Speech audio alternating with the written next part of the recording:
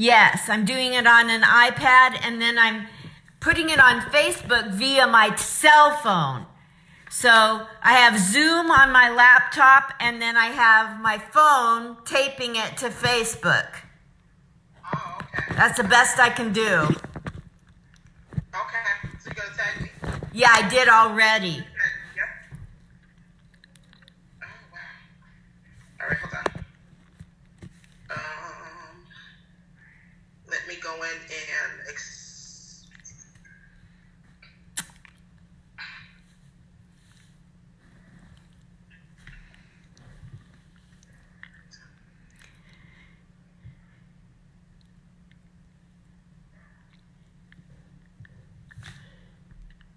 how's the weather where you are? Wonderful. There you are. I see you. The weather is like 70 degrees out here in Vegas. Wow. Yeah. And then... Why can't I see you on Facebook? Oh, hold on.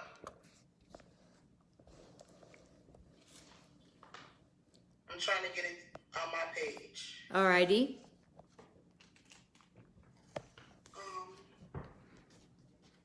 You know what? Let me do it through my phone. Hold on a second. Alrighty.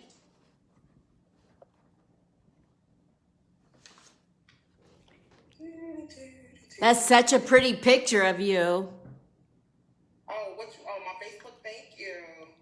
Very I don't pretty. see the tag. That's it, But I don't.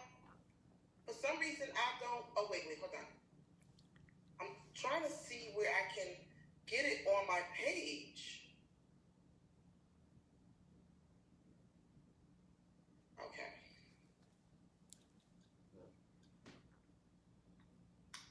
All right. I don't know why I can't see it on my page, but It says here that you just shared the video to your people. yeah, that's because the tag. I thought the tag was gonna share it, but that's okay. Yeah. Okay. Okay. Yeah, that looks great. I love it. Thank you. Yeah. So, hey, everybody, all 0 of you besides Monique and I so far.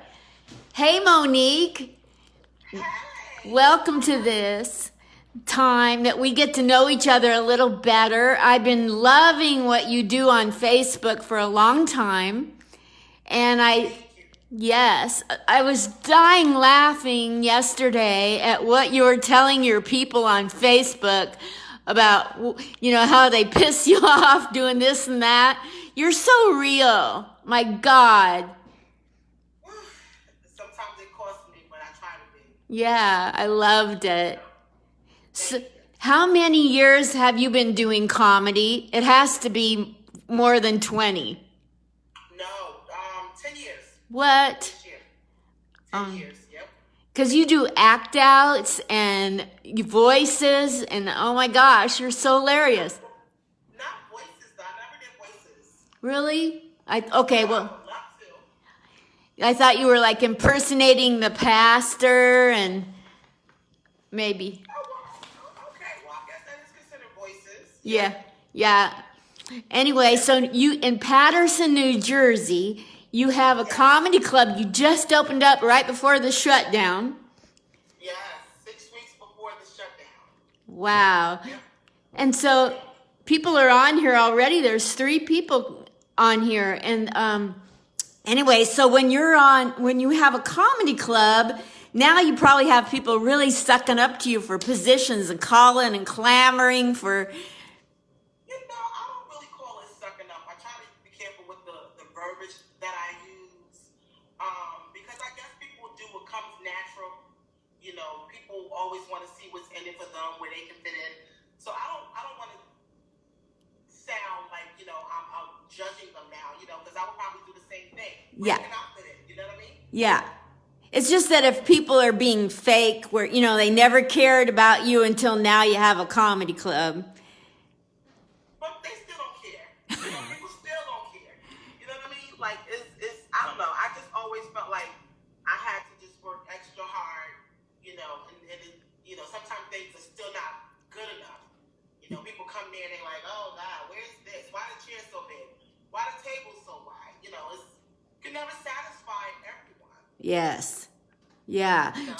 So let's talk a little bit about working really hard in the business, because as we know, for women, let's be real, it's a little bit harder than just for, Oh yeah.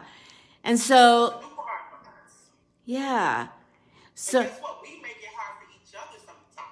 oh my gosh, I have never seen so much cat fighting. We make it hard for each other. A lot of times you don't like to see a lot of females on the show. Females are, sometimes we can be hard to work with. Yes.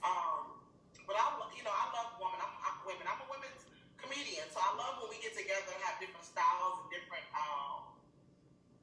different styles of comedy. I love it. Like, I don't have a problem being on shows for women, but I know women that really don't like to perform with other women. So true. The only time that it bothers me is if the person before me has the exact same style of comedy and kind of the same jokes, And then it's like, why am I?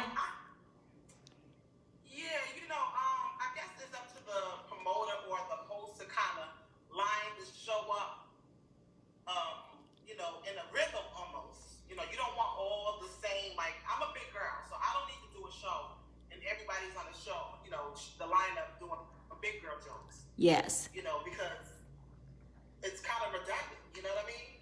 But if everyone has different styles, then but I don't know, some people just throw shows together and they don't give it a thought on the lineup. Exactly. That's one of the reasons I wanted to open up the comedy club, because how you structure the show is crucial. Yeah. You know what I mean? How you build the show up, different styles and different nationalities, all of that stuff makes a good show. Exactly.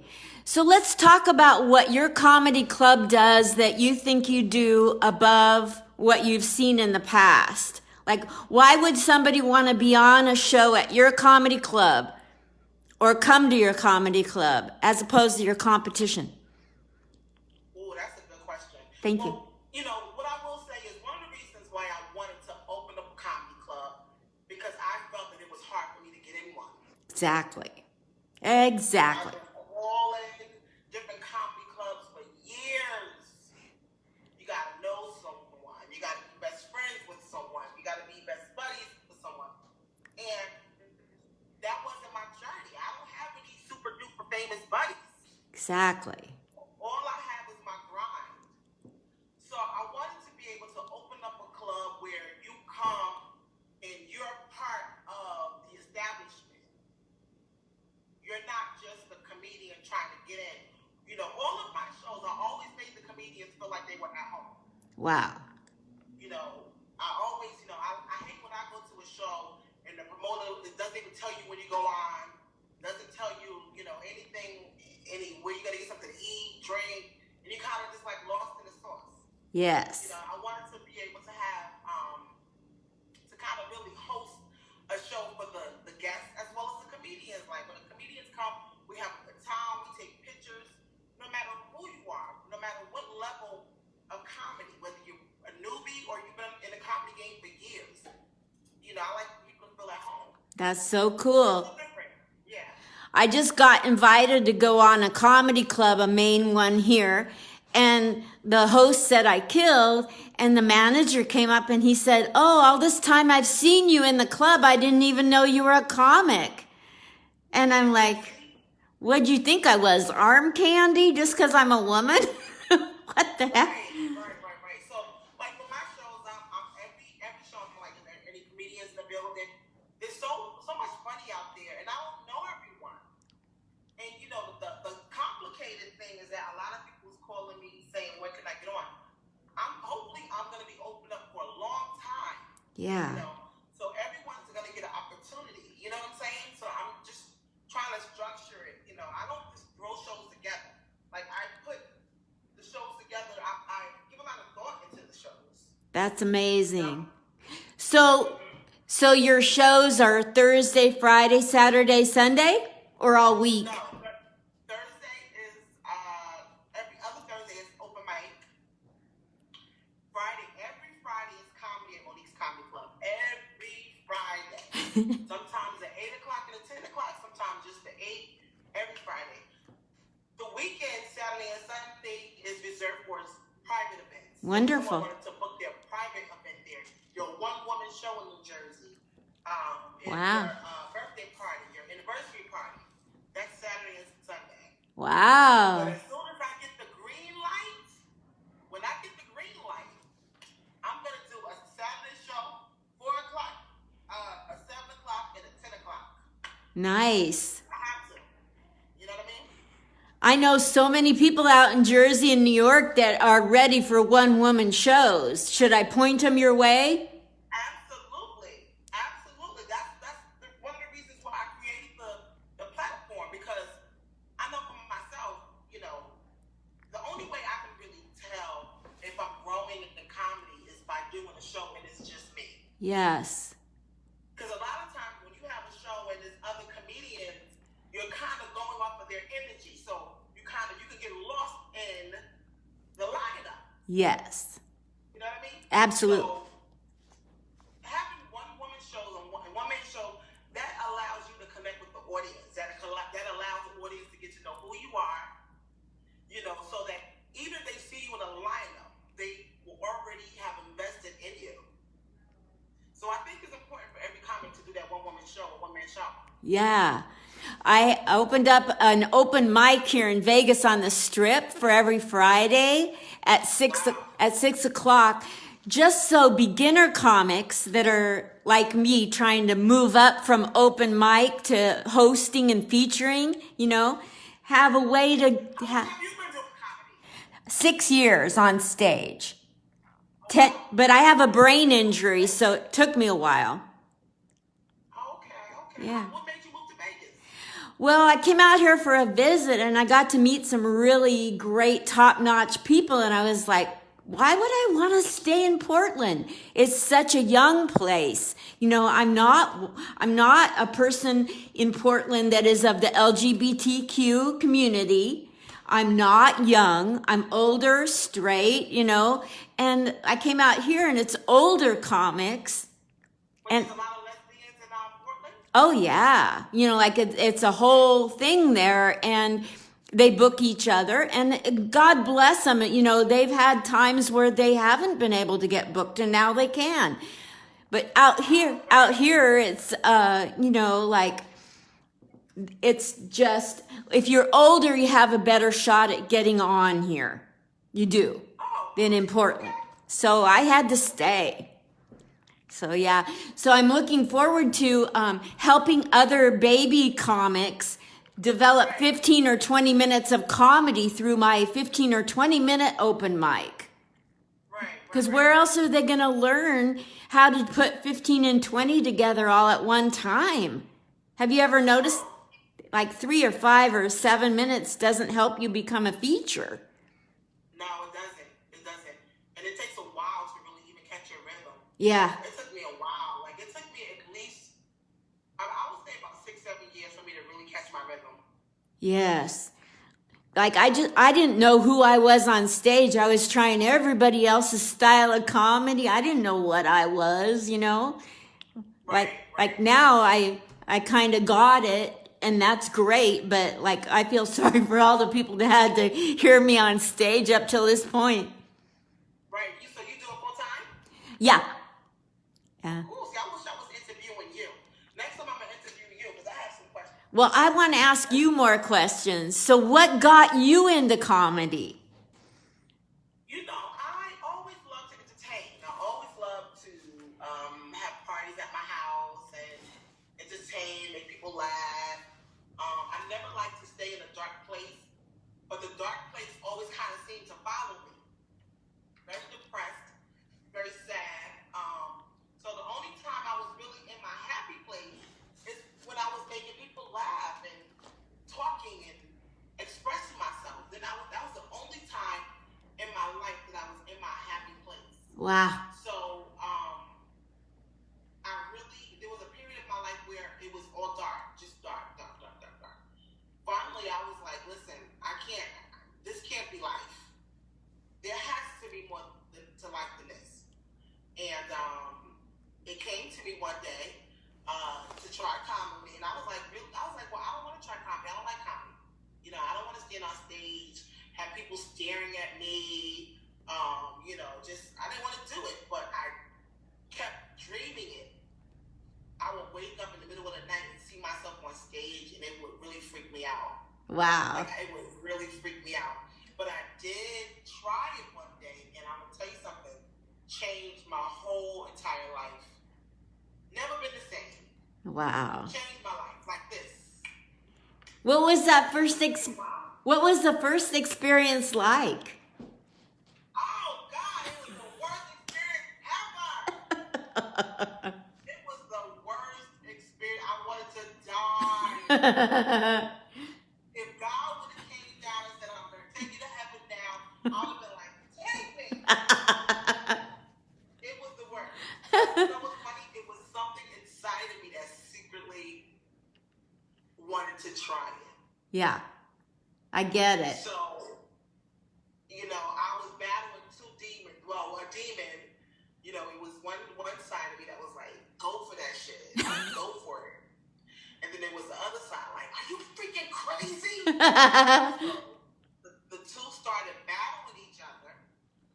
And finally, I told the scary bitch, shut up. I said, you shut up. This is my opportunity of a lifetime. And she went and sat her ass down in the corner somewhere. And she let me do my thing. Now, every once in a while, she comes up and she tries to intimidate me. She tries to scare me. She tries to give me all these reasons why I should go in the corner and sit down with her. But that bold, aggressive bee in me doesn't allow her to win. Yes, that's great. So she fights back. So has your family been super supportive or a little bit hesitant? My kids, yes. My kids like, mommy, do it from day one. My kids are like, do it. Because I've always talked about doing different things. Always kind of had an entrepreneur mindset. So my kids, we've always had that kind of conversation in the house. Your kids are, you've said your kids are everything to you. They are. Very special to me. They're grown though, so I love them from afar. Yeah. But my kids are very supportive. My mom felt like, why are you doing comedy? When I first told her I was doing comedy, the first thing out of her mouth was, why? You're not even funny. Gosh. And I didn't get mad because I understood where she was coming from. My mother had me at a very young age, and we had a rough relationship. So I understood where she was coming from, and it was that statement that she made that made me go for it even more. I was like, okay. So sometimes we gotta take that negative. We all need some pepper in our life. That's right. Because if everything was perfect and everyone was encouraging and positive, you wouldn't feel a need to kick ass. That's right. So I don't mind, when people come and challenge me. You're not funny. I love it. Yeah. I love it. Yeah. Anybody that ever said that I wasn't funny to my face, it hurt. Yep. It damn sure did. But that's the best thing that could have ever happened to me. Same here. I get. Can't do something. Yes, that's like a gift. It is. It is. That's how you know it is a gift. Yeah. It challenges you. Yep. Yep. Mm-hmm. So, what's the funniest thing that's happened to you when you've been on stage? Ooh, a few things. After 10 years, there's been a few things. One of the funniest things was recently I did a show, and it was right when the epidemic of Corona started. It was one of my last shows before everything else got canceled. Uh-huh.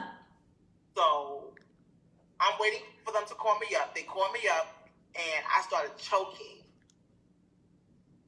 Coughing and choking. Now, mind you, that was like the first day of like the shutdown. Oh my gosh. So I'm on stage, I'm like, I can't breathe. So I'm like, I don't have corona! I was so embarrassed. Oh my gosh. But in my head, I was like, girl, you got to get this money, get that throat together, get your vocals together. That was embarrassing. That happened to me twice where I lost my voice on stage. Oh my. Yeah. And then another show I did a birthday party. Somebody booked me to do a birthday party. So when I walked into the party, it was people everywhere. Looked like a high school reunion. And it scared me because I'm like, I need order. Like, I need people to sit down and be prepared to receive me. People were running around. The DJ was rocking. Kids was running around. And I was like, oh, hell no. And I got up there and I'm trying to get order. And I'm screaming, sit down. Sit down. I had to reintroduce myself. It was just a mess. And that wasn't the funniest thing that happened to me. The funny part is when I got the hell up out of there after the show. I didn't do so well.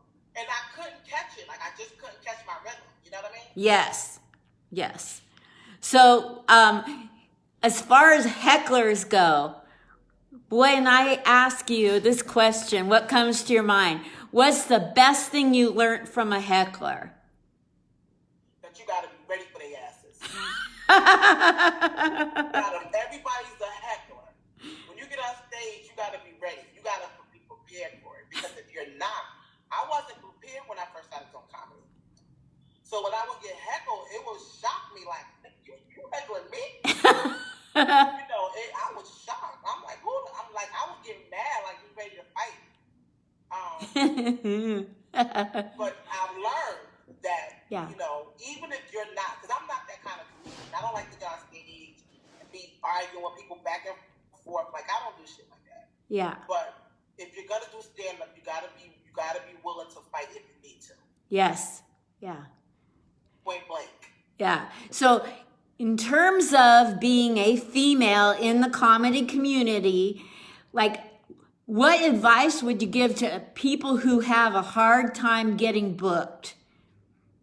Create the space that you want. Meaning like, look for your own gigs. Don't be a selfish comedian, to me. Don't be a selfish comedian. Create the space. Find out what lane that you're in. Know your lane. If you some comedians are created to be a booker comedian. You know what I mean? You get booked by booking other people. Yep. And that was a hard pill for me to swallow. You know, I didn't understand why people weren't just trying to book. Why is everybody calling me to get booked? That's the position that God gave me. Very good. So know who you are. Know the position that you play. I love that. And if you know who you are, that kind of gives you a certain level of confidence. You know what I'm saying? Yes. Don't be selfish. Don't just go out in this world and say, what do you have for me? Give me. What are you giving? What are you giving people? Why should people book you? Exactly. You know, don't wait for people to book you. You book people. So that's just who I am. I love that. I've often stolen John F. Kennedy's phrase and paraphrased it and said, don't ask what your comedy club can do for you. Ask what you can do for your damn comedy club. Right. Yeah. That's the one thing I don't like about the comedy life, because I feel like comedians are so selfish. Yeah. They don't ever say, hey, there's very few comedians that say, hey, I got something for you. It's like, what do you have for me? What can you, what are you doing for me? Yes. And I don't understand that. You know what I mean? Me neither. So me personally, I like to be the booker. And then I like to showcase my talent on the side. And, you know, just the way my lane is, I love my lane. I have no complaints on the lane that I'm in. So my advice to other female comedians is just find out who you are in a game. Find your lane. Don't go begging for gigs, sleeping around for gigs, working for gigs. Just be funny. Yes. Just be funny. Just work on your work. Be so funny. Work on your craft. Just be funny. You don't gotta go on stage and show ass and titties. Just be funny. Thank you. Absolutely. So some comics come on stage and like you were speaking of showing ass and titties. I personally get pretty tired of people that get up there and are leaning on other things other than just their jokes or leaning on shock words just to get a laugh. So like as women, if we really want to stand out and get booked, I think in some regards we almost have to be as well, sometimes funnier than men in order to get booked. Oh, we do. And I think that, the eyes are on us. So we have an advantage. There you go. I feel like when a woman walks on stage, so they're watching you. So you have the perfect opportunity to murder it if you want. Yes. So what are you going to do with that opportunity is what you would ask yourself. Like that. That's what I ask myself before every show. What are you going to do with this opportunity? Wow. Are you just going to blend in with the rest? Are you going to go on stage? You're going to signature? I love it. That keeps me pushing. I push myself very hard. Sometimes I push myself too hard. Me too. Yeah, I get it. Always challenging myself. Always looking for ways to level up and always looking for ways to do better and add more to my resume. And sometimes that gets frustrating, though. So speaking of your resume and staying in your lane, Monique, what is your lane? So you're a booker, you're a comedian. Do you have a one-woman show? I've done several one-woman shows, yes. I have a book coming out called Prison Mom, because I have a son that's in prison. Okay. So I have my book that's coming out very soon called Prison Mom. And it's a motivational book to inspire other women on different journeys. Like my particular situation was my son being in prison. And I wanted, I'm just showing how I use that to motivate me and how him going to prison helped my career. Got it. Yeah. Because it motivated you even more. Yeah, it gave me something to work towards. It gave me a time frame. He had 7 years in prison. So I promised myself that when he came home from prison, I was not going to be just the same old comedian. Wow. And that's one of the reasons why I opened up the club, because I wanted to level up. Wow. Well, God bless you on opening up a club and going through this hard time with a new club. And I'm serious when I say this next sentence. We don't know what's going to happen financially in our country and coming back. And if you need help fundraising to get going again, holler, because I'll promote the heck for you. Thank you. I appreciate that. I mean it. I believe in you. If you have any ideas, I'm very open. I'm probably one of the most open comedians that you'll ever run across. If you have any ideas on ways that I can brand more, I think that's one of the mistakes that we make too in the game, that we don't take advice and criticism from other people. Exactly. And we just get stuck in what we feel is our comfort zone. Yes. So we never grow. Right, you'll never grow if you stay in your comfort zone. Exactly. I want to be out of my comfort. So I commend you for moving out to Vegas. That's huge. Thank you. Huge. Well, there isn't anything I won't do to get better at this. There isn't anything I won't do unless it's illegal or immoral. Then I won't sell my soul. And I don't think you will either. No, I won't. I don't think. I try to be a upright citizen of the world. Yes. Well, a lot of people that I've come out to New York and New Jersey and done comedy, and I know a lot of people out there. You probably know them all too, but I'll be telling everybody that goes out to the East Coast to go to your club when we get rolling again. And I'll come up with ideas for you too. Thank you. I'm open to it. I need all the help I can get right now. I know there's other people on here listening, and like Lindy Baker, she's got great insights, and Nancy Ann in LA. And so people, if you got ideas for her how to market better, different, hit her up. She's open. Inbox me, absolutely. Perfect. Yep.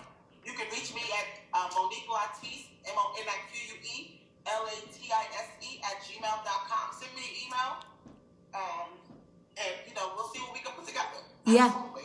And is there any kind of joke or little bit you want to do before we sign off? Anything at all? You're one of those. I don't know if you want to, but now's your shot. I liked what you were saying yesterday with the people, your pastor and all that, and people driving you nuts with the stuff that they do on Facebook, trying to criticize you for being real. That was hilarious. Thank you. Because it comes from a real place. Yeah. And one thing I have to get better at is getting ready for spontaneous jokes, because I suck at that. I suck at that because I'm not really a joke teller. No. When you were throwing pillows around about the people on Facebook, you'd say, "Oh, like I say that I'm having a hard time with a lollipop," and like, "Oh, just go with it." And you're like taking the pillow and hitting the camera, like, no. People on Facebook kill me. Like, you can put something up. Oh, I have a broken heart. People will jump in your post like, "It's not broken. God loves you. Shut up. Can I please have a broken heart for a minute?" It's like people don't allow you. Like, people think they're so freaking smart on Facebook. Like, it drives me bananas. Thank you. It's ridiculous. It drives me bananas. Like, and like you were saying yesterday, that people have a hard time with somebody that is long suffering with something. But they're even worse if you just say, "I had a rough day." They're like, "Oh, don't have a rough day." No, I had a rough day. Right. Like, I was like, today, I want to say, today was not a good day for me. Every day's a good day when you know Jesus. Shut up.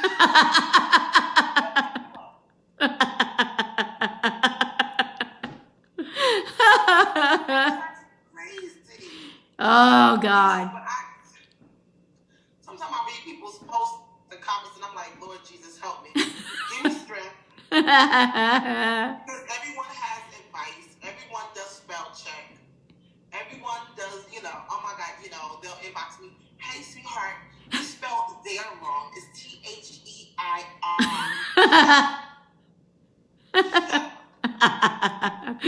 I had to block somebody because she thought that she used to be a school teacher and she thought she could keep doing that. I kept telling her, this is my boundary. Which with a... Like, I don't mind. But if you're not even liking my post, but you proofreading it, you better get the freak out my face. You never show your face until I spell something wrong. You better get out my face. There you go. That's right. Now, if you are a person that interact with me all the time on Facebook and you say, "Hey, you spelled something wrong," I'm on it. I'm changing it. But if I didn't even know you exist until it's time to proofread something, I'm gonna get out my face. Get lost. Those English teachers on Facebook drive me crazy. Y'all drive me crazy. Especially the ones that never like your post, but they proofread it. The grammar Nazis. Right. I'm like, oh my God. Like, with Facebook friends, I haven't seen you in like years. Well, I'm going to let you go, but you've been the most amazing guest ever. Thank you so much. Thank you so much. I'm glad we finally got a chance to talk live. Yes. You keep doing what you're doing. Thank you, Monique. Thank you for the interview, the platform. Yes. And, everyone that's watching, you can follow me on social media, Monique Latisse on Instagram, Monique Latisse Comedy Club on Instagram, and stay tuned. I got a lot of things in the work. Take care. Thanks, guys. Thank you so much, Monique. Love you. Bye. Thank you. Love you. Bye-bye. Bye.